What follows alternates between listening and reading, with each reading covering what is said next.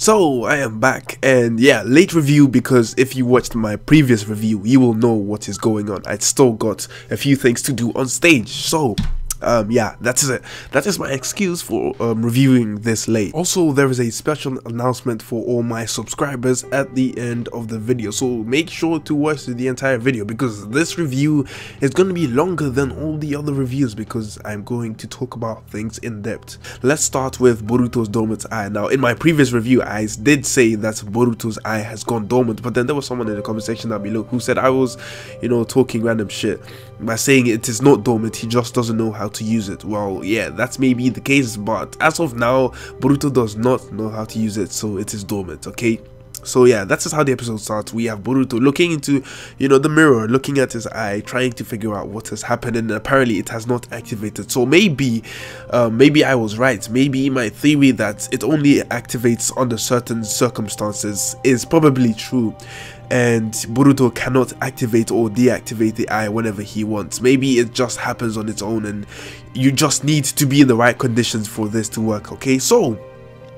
the next part we see Naruto, Shikamaru and Sai who are walking in the park, and I really like Naruto's interaction with the people within the park. Like, he throws a ball and all that kind of stuff. But then Naruto goes on to say, I am really glad that we admitted a serial killer into our academy where our children are at. So it's like, yeah, Naruto is saying something really stupid, but then again, he's a fictional character, and I will be making a video on Naruto's decisions and whether they are hypocritical or realistic or not, because there are lots of reviewers out there who are really pissed about Boruto and Naruto's decisions. So I'm gonna give my take on my opinions and all of that, and I want to know what all these other people think. Okay, so we skip onto the next scene, which is the most important scene. Well, I'm gonna be analyzing the most important scenes now. The most important scene, the second one, is the training scene, right?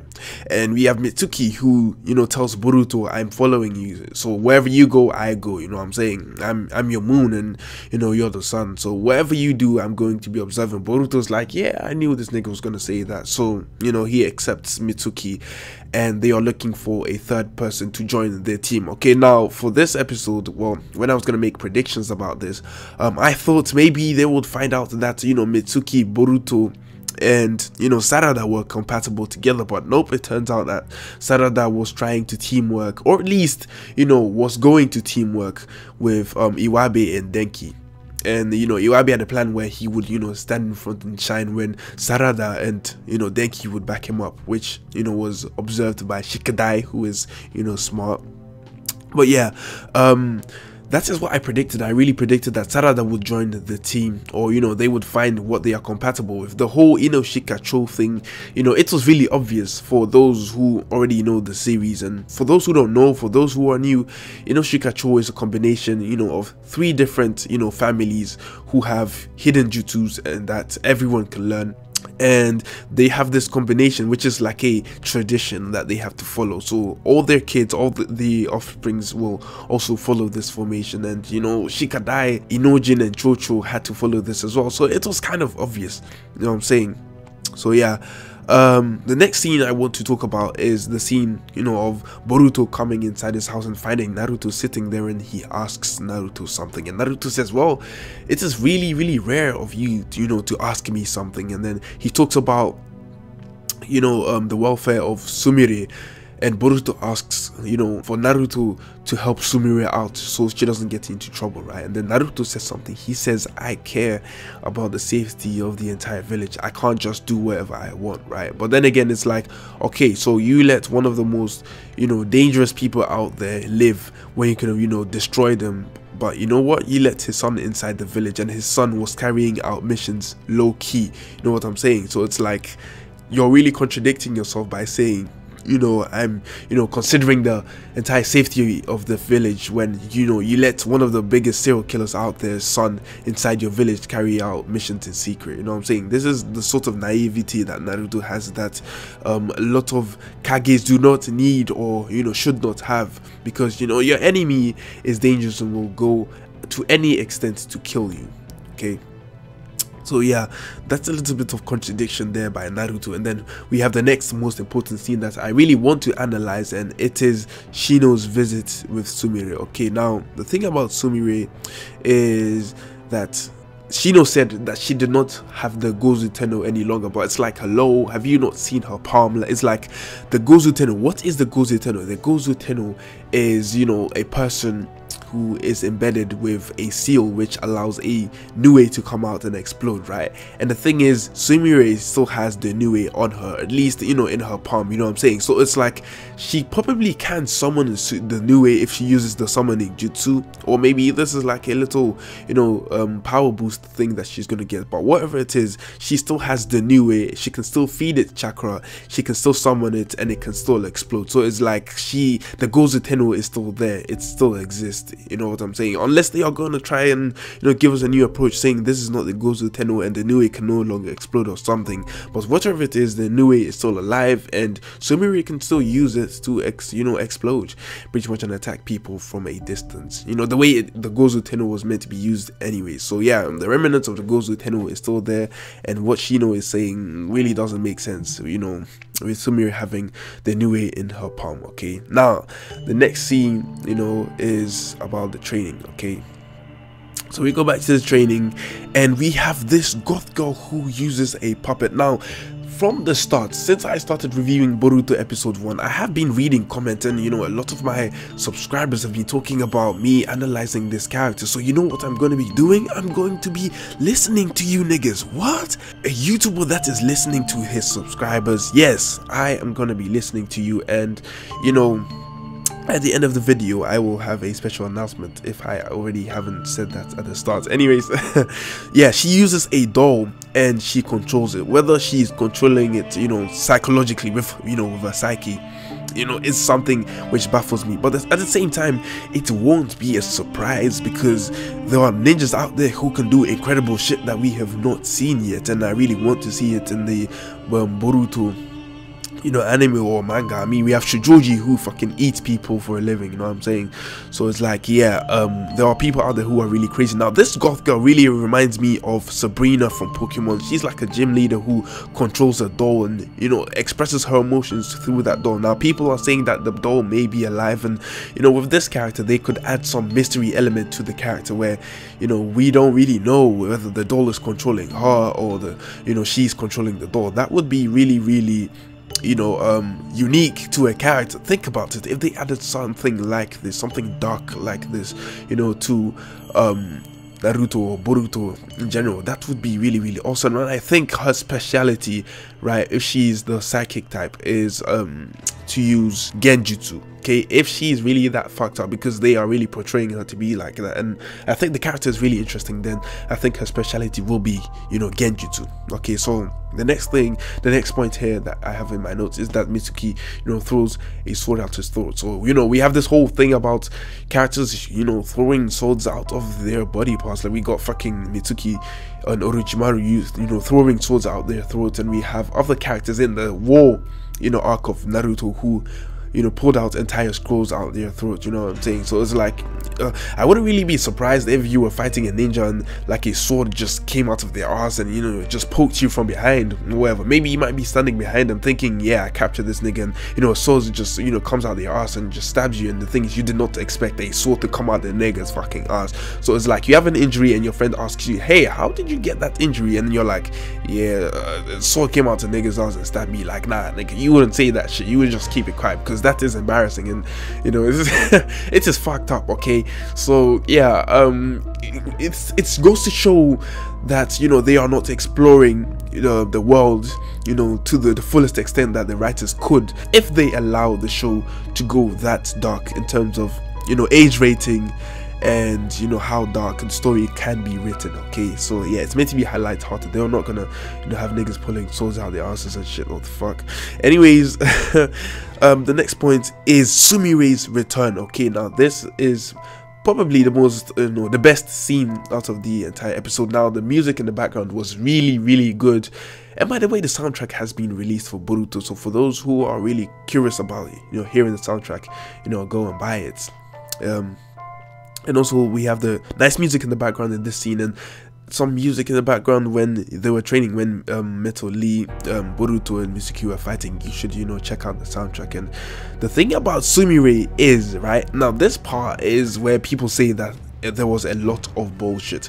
The reason why is because we have Sumire who, you know, tried to kill everyone, right? She comes back and they all magically accept her. Now I have a line from Inojin who says she committed treason to the entire village. So I don't think that everyone there standing there knows that she tried put all of them, including them and their families, in body bags the other day. So it's like, yeah, everyone doesn't really know, you know, the extent of what kind of treason she committed, so they easily accept her. And I think, you know, we have Boruto who shushed Mitsuki because Mitsuki said that Sumire was really strong, and we've seen what Sumire is capable of. I think, you know, by that he was trying to shush Mitsuki to make sure that he does not say anything that happened or what Sumire actually did, okay? Because this bitch was trying to put everyone in a body bag, okay? So yeah, they all accept her except for Boruto. For some reason, right, in the dimension, he says, "I will not give up on my friends," and he takes Sumire out. And that scene really reminded me of Naruto and Hinata in the last Naruto the movie, you know, when, you know, the last scene where there's a whole kissing and them running on fucking moons and shit.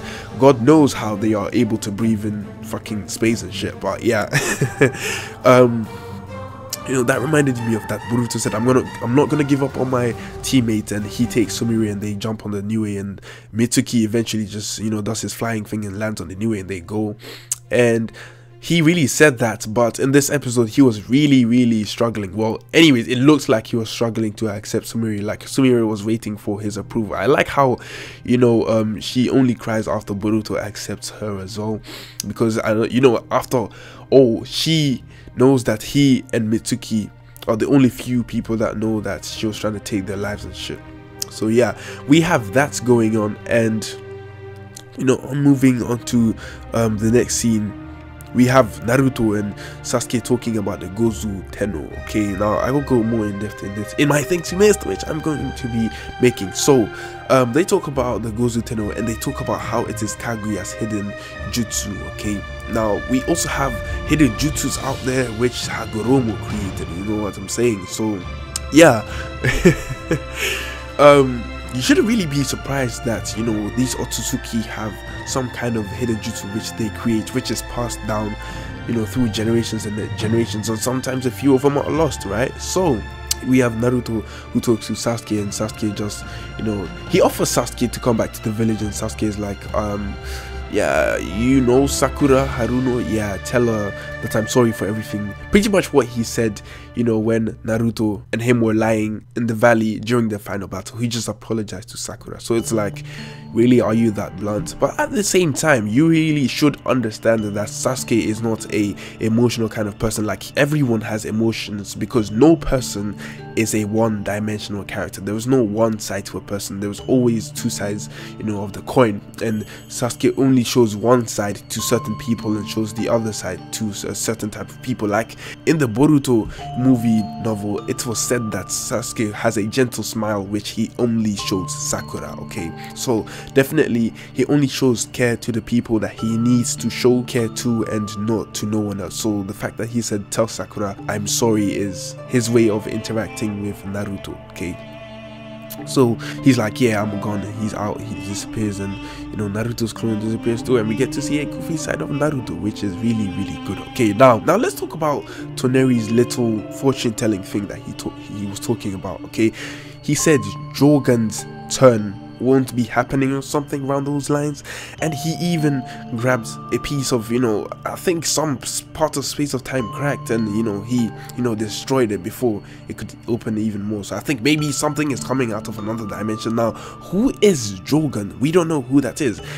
Jorgan's turn, maybe it is an event, or maybe it is a person. Maybe it is the third Otsutsuki who was in the episode where Kaguya was looking in the air and talking about, you know, Otsutsuki's coming after her, you know what I'm saying? So we don't really know what that is, or we can't really make sense of what it is, but you betcha that I'm going to be making a video explaining that when I get the information about that. So yeah, in the end, we have Momoshiki and Kinshiki, which appeared, and I know they will appear this episode because I got that information. So yeah, because I'm really busy with my acting career, I can't really inform you on shit that's gonna happen before it really comes. But then again, the information is out there for you to find yourself, so why don't you try and do that? Now in this scene right here, I want you to, you know, take a close look at, you know, their surroundings. Now they seem to be in space somewhere, and the thing about Ototsukis is that they travel in space and time, and I will be making a video explaining what Ototsukis do, you know what I'm saying, more explaining it more in depth and collecting all the information and stuff. And as you can see the Shinju trees, you know, multiple Shinju trees. So what they do is they go to other planets, right, and plant these trees to suck all the nature chakra out of the planet so they can eat the fruit. So if you've seen Dragon Ball and the Tree of Might, it is exactly the same thing, except it is not draining ki, it drains nature chakra from all these planets. Okay, so maybe this is like a mythological thing that is going on, you know. But yeah, that has been my review. And you know, the final announcement right at the end of this video is that I'm trying to make discussions, you know, with my subscribers, because I thought about how my subscribers help me by watching my videos and all that kind of stuff. So I decided to give something back, and I thought, you know, maybe best comment is not good enough, so maybe I will start a segment on my channel where what I do is I get at least 3 subscribers every time whenever I do a discussion, and I state my opinions and they state their opinions on what they think about the discussion topic. And the thing is, I will post that on my channel, so I will allow my subscribers to come on my channel. Okay, and to do this, all you need to do is to go into my Discord, and you know, whenever I'm ready to do a discussion, I will, you know, send a message in my Discord. For those people who are really bothered, now to be able to be in the video, you need a mic which, you know, records properly. I don't want people to be, you know, trying to come in my video and, you know, talk with a fucking toaster. Like, it's like people need to be able to hear you clearly, you know what I'm saying? And I'm a very honest person, so I will say it as it is. You just need a good mic, and that is really it. That is all you really need. You don't need to, you know, donate anything to my Patreon, because I ain't gonna be asking you the money, all that kind of shit. You don't need.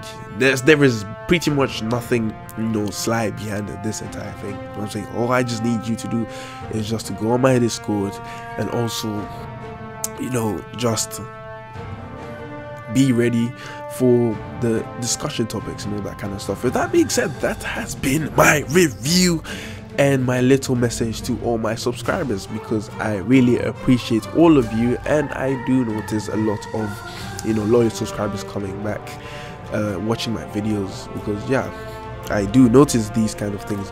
Yeah, with that being said, that has been my review. Let me know all your thoughts in the comment section down below. Did you like or dislike this episode? What do you think on the character choices between Naruto, Boruto, Shika, Inoji, Choja, and so on? What do you think about the girl who controls those, probably with her mind or something, all that kind of stuff? With that being said, I have nothing more to say. Bye.